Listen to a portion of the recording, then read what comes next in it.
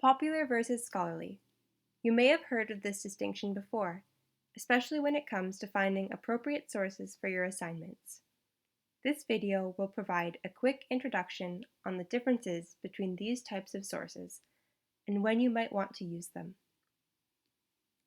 You can think of popular sources as the kind of information you might typically use in your everyday life. Popular sources can be understood by most people in the general public. They are made with non-experts in mind. Many web pages, magazines, news articles, books, and videos, for example, might be considered popular sources. There are some things to note about popular sources.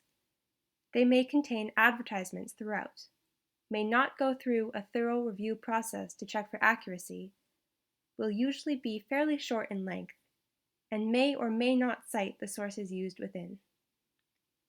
Many are written by journalists, anonymous authors, and people with just a general interest in the topic. You don't have to be an expert to write a popular source. Popular sources can be written to entertain, persuade, inform, even to sell something or make money. It's important to consider the purpose when looking at a popular source. Let's compare this to a scholarly source. Before coming to Langara, many students have never heard of a scholarly source before, and that is totally okay. Scholarly sources are often used by researchers, instructors, and students in post-secondary institutions. They contain advanced information that is made specifically for experts in the field. Scholarly sources can include articles in academic journals, textbooks, and academic encyclopedia entries, for example. There are some things to note about scholarly sources as well. They usually go through a thorough review process called peer review to check for accuracy. They are written by experts in the field, can be fairly long in length, and should always cite sources that are used within. Scholarly sources are usually written to make contributions to science, or humanities, or medicine, you get the picture, but can also be written to educate or summarize the latest developments in a field. When is it appropriate to use popular sources? How about scholarly sources? First of all, it depends on what your instructor is asking for. Make sure to follow the instructions you are given. It also depends on the kind of evidence you need.